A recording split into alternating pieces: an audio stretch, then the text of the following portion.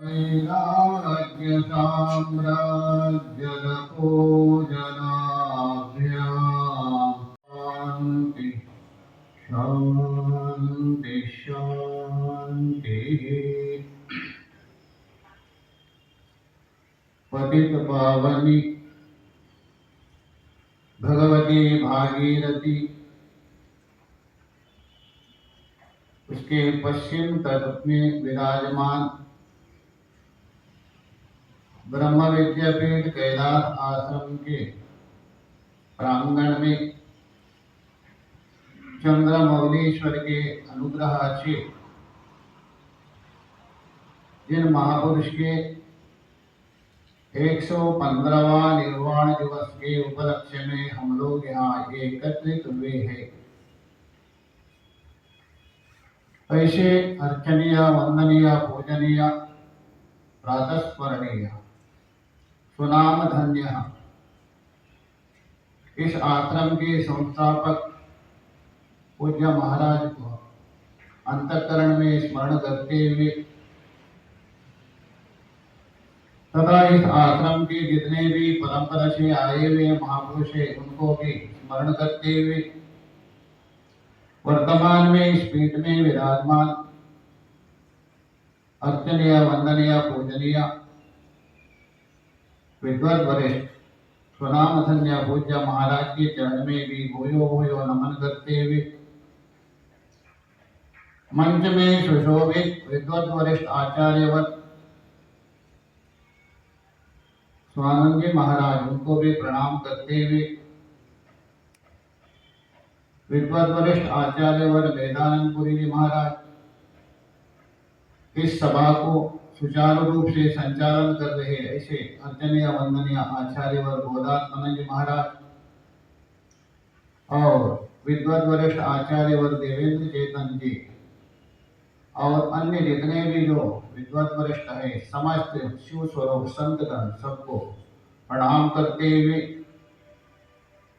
जिज्ञासु साधक भक्तगण गुरु चरणानुरागी सबको आत्म रूप से अभिवादन करना। आज हम लोग पूज्य महाराज के 115वां निर्वाण दिवस के उपलक्ष्य में यहाँ उपस्थित है।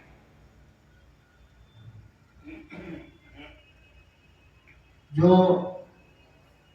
महापुरुष वही है जीते जीते जीवन मुक्ति का अनुभव करते हुए प्रारब्ध समाप्त के बाद अपना स्वरूप में स्थित हो गया। पिछले गीता में भी बता दिया लभन्ते ब्रह्म निर्वाणा विषयाक्षीण कल्मषः छिन्नद्वैतात्माना सर्वभूता हिते रताः। ऋषयः ब्रह्म निर्वाणः लभन्ते लभन्ते ब्रह्म निर्वाण लभन्ते बोलो प्राप्यन्ते किसको ब्रह्म निर्वाण निर्वाण ब्रह्म एक विशेषण दिए है। ब्रह्म तो आप जानते हैं जिज्ञासु साधक है सत्संगी है आपको पता है स्वाध्याय इसलिए यहाँ निर्वाण ब्रह्म कहानी से अक्षर ब्रह्म का संकेत कर रहे हैं। बृहदारण्यक उपनिषद में गार्गी ने दूसरा प्रश्न किया था अक्षर ब्राह्मण में ये आकाश किसमें ओतप्रोत है अक्षरो वही गार्गी कहा तो अक्षर ब्रह्म है। यह अक्षर शब्द के द्वारा गीता के 15वें अध्याय में द्वयमो पुरुषो लोके वो अक्षर नहीं लेना वो माया को बता। यह जो अक्षर है निर्गुण निराकार कहिए निर्बीज सत्य कहिए उसी को ही मोक्ष का इसलिए वो निर्वाण ब्रह्म कहने से कारण ब्रह्म की व्यावृत्ति किया कार्य ब्रह्म का भी व्यावृत्ति किया अर्थात अक्षर ब्रह्म उसको लभन्ते ऋषयः महात्मा लोग नहीं ऋषि लोग का ऋषि का मतलब है ऋषि धातु है तुदानी गण का है उसे ऋषि बनता है। उणादि इन प्रत्यय करके ऋषति प्राप्नोति ज्ञानेन संसार पारम इति ऋषि। ऋषति बोलते प्राप्नोति किम ज्ञानेन संसार पारम, वो ऋषि। अथवा दूसरा अर्थ किया है ऋषति प्राप्नोति सर्वान् धर्मान् ज्ञानेन पश्यति। दो प्रकार, एक ऋषयो मंत्र दृष्टा, एक ऋषयो आत्मदृष्टा, दोनों अर्थ होता है। तो इसलिए ऐसे जो ऋषि लोग अतः संन्यासिनः, तो सन्यासी भाष्यकार, सन्यासी का मतलब ये नहीं लेना लिंग संन्यास नहीं लेना, ये तो गड़बड़ हो जाएगा। एक बार हिमाचल में गए थे, पंडित नाराज हो गए, स्वामी परमेश्वरानंद महाराज। यहाँ जो संन्यास का मतलब आभ्यंतर संन्यास, पुत्रेषणाश्च वित्तेषणाश्च लोकेषणाश्च युक्ताया विचर्यं चलन्ति, आभ्यंतर संन्यास। वेदो लभन्ते किम लभन्ते ब्रह्म निर्वाणम। अच्छा, ब्रह्म की प्राप्ति यदि करे, जो भी प्राप्य है वो अनित्य है, वो सत्य हो जाएगा। हमारा ब्रह्म भी अनित्य होने लगेगा, ऐसा प्राप्त। इसलिए यहाँ प्राप्तस्य प्राप्त, अप्राप्ति की प्राप्ति नहीं लेगा। दो होता है, अप्राप्ति की प्राप्ति। अप्राप्ति की प्राप्ति मतलब अभाव निवृत्ति, जो अभाव का निवृत्ति है वो अप्राप्ति की प्राप्ति। जैसा आपके पास किसी वस्तु का अभाव है, उसका निवृत्ति मतलब क्या, आपने प्राप्त किया। और अज्ञान निवृत्ति वो प्राप्तस्य प्राप्ति। तो इसलिए जो अज्ञान निवृत्त करके जो अक्षर ब्रह्म को लभन्ते का ऋषयः संन्यासी, आगे उनका विशेषण दिया है। लभन्ते ब्रह्म निर्वाणा ऋषयः क्षीण कल्मषः। कल्मष क्षीण, कल्मष का मतलब है कालिमा है, अथवा उपाधि है, अथवा छह ऊर्मी मानी जाती है। आगम शास्त्र में भगवान शिव का लक्षण किया है। शिव का दो स्वरूप होते हैं, एक पवर्ग रचित, एक अपवर्ग है। अपवर्ग मतलब मोक्ष, प प भ भ म, पवर्ग। पार्वती फणी बालेन्दु भस्मा मंदाकिनी ततः पवर्गा रचिता मूर्ति अपवर्गा फलप्रदा। निर्गुण को सगुण बना दिए शिव को, है वो निर्गुण है। इसलिए शिव का वहां लक्षण किया है, क्षुधा पिपासा प्राणस्य मनसा शोक मोहको जन्म मृत्यु शरीरस्य षडोर्मी रहितः शिवः। ये छह कल्मष है, भूख और प्यास। जानते हैं आप स्वाध्याय प्रेम किसका, प्राण का धर्म है। जब तक शरीर में प्राण चल रहे तब तक भूखे और प्यास। गड़बड़ किया, मैं भूखा मैं प्यासा, हो गया क्या शुरुआत से, बस यही अध्यास है। और क्या अध्यास, मैं भूखा, हमने बोल लिए लोग, हम उनके दृष्टा है, देखने वाले हैं, किंतु अपना बना दिया, मैं भूखा मैं प्यासा। मनसा शोक मोह को अन्वय विवेक से आप सिद्ध कर सकते हैं। मन है शोक मोह है, जागृत स्वप्न सुषुप्ति। मन नहीं है सुषुप्ति में, शोक मोह भी नहीं, मन के तो बोल दिया मैं दुखी हूँ, वो भी बोल दिया। जन्म मृत्यु शरीरस्य, ये जो जन्म और मृत्यु किसका है, स्थूल शरीर का हो रहा है। ये तो बोल दिया मेरा जन्म हो गया, मेरा बर्थडे, मेरा इतनी साल हो गए, और मेरा मृत्यु होने वाली है, मरने वाला।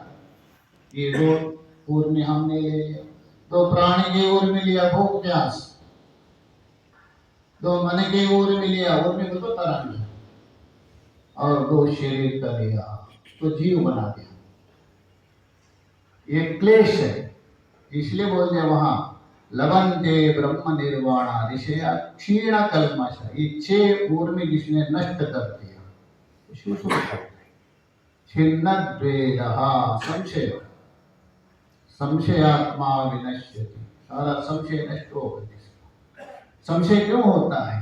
जहाँ भेद होता है वहाँ संशय होता है। सुषुप्ति में किसको संशय होता है? नहीं होता है, सारा संशय निवृत्त हो गया। यथात्मा अर्थात जिसने इंद्रिय और मन को वश में किया है। देखिए परमात्मा को प्राप्ति के लिए कोई साधन है भी नहीं, ना प्राप्त हो भी सकता, संभव नहीं। तो है सर्वत्र है, जो कण कण में है, जो क्षण क्षण में है, सर्वत्र है, उसको कैसे प्राप्त करेंगे आप? बस प्रतिबंधक को हटाना पड़ेगा, व्यवधान को हटाना पड़ेगा, रुकावट को निवृत्त करना पड़ेगा, इसलिए मन को शुद्धि करना पड़ेगा। भगवान भाष्यकार जी ने स्पष्ट बता दिया है सार संग्रह में, जो मन शुद्धि के लिए मैं साधनम प्रवक्ष्यामि, मैं साधन 18 साधन बता दिए ब्रह्मचर्य, मन की शुद्धि करे, मन की निर्मल कर दीजिए। भगवान जहाँ है वही प्रकट होता है। ईशावास्य में भगवान दृष्टांत दिया है, चंदन का टुकड़ा है, जल में पड़ा है, ऊपर गाय लगी है, बदबू आ रहा है, हम मानते हैं वह कोई महापुरुष आ गए, उन्होंने कहा अरे चंदन खंड, तो गए गुरु जी यदि चंदन खंड हो तो सुगंध आना चाहिए, अरे उसको घीसो थोड़ा। जैसे हमने घर्षण किया, घीसा, ऊपर की जो गाय निकल गई, सुगंध कहाँ बाहर से आएगा, वो अंदर ही था, किंतु ऊपर काई जम गई है। वैसे ही हम शिव स्वरूप है, उसमें कोई संदेह नहीं है, उसके ऊपर काई जमी है, अर्थात राग द्वेष आदि काम क्रोध लोभस्य मदो मोहस्य मत्सर शेष को पड़े। तो इसलिए हाँ बता रहे छिन्नत्वेदः यथात्मनः, मन का संयम, सर्वभूता हितेरतः, संपूर्ण प्राणियों के प्रति हित है। ऐसे जो महापुरुष ब्रह्म निर्वाण को प्राप्त थे, वैसे ही हमारे पूज्य महाराज 115 साल पहले प्राप्त विलक्षण महापुरुष थे। यद्यपि इन आंखों के द्वारा उनका दर्शन नहीं हुआ है, जान तो आप जानते हैं अलग अलग इंद्रियों से भी होता है, किंतु मुख्य रूप से नेत्र और श्रवण इंद्रिय से प्रधान है। भगवान को किसने देखा है क्या? कान से सुन रहे ना, गुरुजनों से ज्ञान हो रहे, इसलिए देखा हुआ ज्ञान की अपेक्षा सुन करके जो ज्ञान होता है महापुरुषों से, ये प्रबल। मैंने भी सुना था पूज्य महाराज एक बार सहारनपुर की तरफ से गए थे, पैदल ही जाते थे, और वहां किसी ने चक्की दिया आटा पीसने के लिए, महाराज ले जाइए करके। जैसे उन्होंने बोरे में एक बटला आगे एक पीछे डाल के कंधे में पैदल पैदल आ गए, हरिद्वार पहुंच गए। उस समय में हरिद्वार का कुंभ का मुहूर्त था। अभी 92 में कैलाश में हम लोग भी थे, ATS उज्जैन कुंभ में गए थे, यहाँ भी सबको पर्ची बनाना पड़ा था। जैसे ही वहां आ गए हरिद्वार में, बोला बाबा जी आपको टीका हुआ क्या? नहीं। कहाँ से है? सारा देखा, उनको 103 डिग्री बुखार। कहाँ से? अरे बाबा जी सहारनपुर से आ रहा हूँ, चक्की उठा। अभी कहाँ जाना है? ऋषिकेश। हाथ जोड़ दे, होता आप जाइए, आपके लिए कोई टीका जरूरत नहीं। 103 डिग्री बुखार में सहारनपुर से ऋषिकेश तक चक्की उठा के आ रहे, उनको क्या बुखार? ऐसे महापुरुष अभी सुना रहे थे ना मेहरान जी कैसे दीक्षा है, और भी बहुत है। समय को देखते हुए, समय का भी एक मर्यादा होती है। अभी कुछ महाराज से सुने ऐसे 11:30 बजे का समय था, तो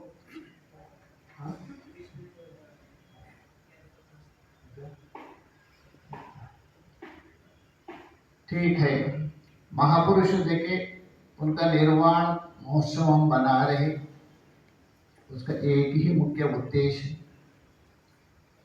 उनका गुणगान करने से उनको कोई फर्क नहीं पड़ता है। सूर्य को हम छोटा सा दीपक जला दिखाने से सूर्य में क्या करते, सारा जगत को ही प्रकाशित करने वाला सूर्य है, हमारे दीपक से क्या होगा? किंतु हमारे अंतःकरण में एक भावना आती है पवित्रता, मैंने सूर्य भगवान की आरती किया। वैसे ही महापुरुषों का गुणगान करने से उनका कुछ ना बिगड़ता है, ना कुछ उनके लिए प्राप्त होता है। उनका गुणगान करने से हमारे अंतःकरण में एक भावना उत्पन्न होती है और उस भावना को धीरे धीरे बढ़ाना चाहिए और उनका जो गुण है उसको ग्रहण करना चाहिए। यद्यपि पूर्णतः ग्रहण करना संभव नहीं है, समय परिवर्तन है। जैसे जैसा आगे आ रहे, आगे भौतिक जगत की ओर ज्यादा बढ़ रहे, आध्यात्मिक में हम दूर हो रहे, कठिन है, असंभव है। छोटे महाराज से किसी ने प्रश्न किया था, महाराज अभी कलयुग है, अभी पहले जैसा भजन नहीं होता। उन्होंने उत्तर दिया, वो महादेव शब्द से प्रयोग है। महादेव वही सूर्य है, वही गंगा अभी भी है, अभी भी हो सकता है। सूर्य और गंगा ही नहीं करने के लिए आप यदि दृढ़ संकल्प करें तभी संभव है। तो इसलिए जो महापुरुष गए हैं उसी मार्ग में जाते हुए उनका जीवन है, उनका उपदेश है, उसको ग्रहण करते हुए हमारे जीवन में उतरने का प्रयास करना चाहिए। तभी जाके उनके प्रति वास्तविक भावांजलि है, वास्तविक श्रद्धांजलि है। और वो जैसा हुए वैसा हम होना तो कठिन है, किंतु प्रयास करना चाहिए। और हमारा जो मनुष्य जीवन मिला है उसका लक्ष्य क्या है, उसको पूर्ण करने का प्रयास करना चाहिए। क्योंकि संसार रूप बगीचा में खिले हुए हम पुष्प हैं। पुष्प की 4 गति होती है। एक पुष्प है माला बन करके भगवान या गुरु के गले का हार बनता है, और एक पुष्प है हार तो बन गया किंतु मुर्दे के मुंह पर आ जा। तीसरा एक पुष्प है हवा से उड़ करके जाके नाले में गिर गया। चौथा एक पुष्प है झाड़ में ही सूख गया किंतु हम तीन ना बने। मुर्दा मतलब विषय, वहां ना जावे, अथवा संसार में आगे भोग करके ही मृत्यु ना प्राप्त करे, अथवा दुस्संग के द्वारा नीचों के, किंतु गले का हार बने, भगवान को तो देखा नहीं गुरु के, तभी जीवन सार्थक है। तभी महापुरुषों को हम श्रद्धांजलि जो भावांजलि दे रहे सार्थक है। मैं प्रार्थना करता हूँ जो महाराज जिस मार्ग में जाते हुए उस ब्रह्म निर्वाण को प्राप्त किए है, हम लोग भी वहाँ आगे जाए, सामर्थ्य प्रदान करे। इतना कहते हुए मेरा वाणी चंद्रमौलीश्वर और सभी संतों का चरण में अर्पण करता हूँ, विराम देता हूँ। ओम शांति।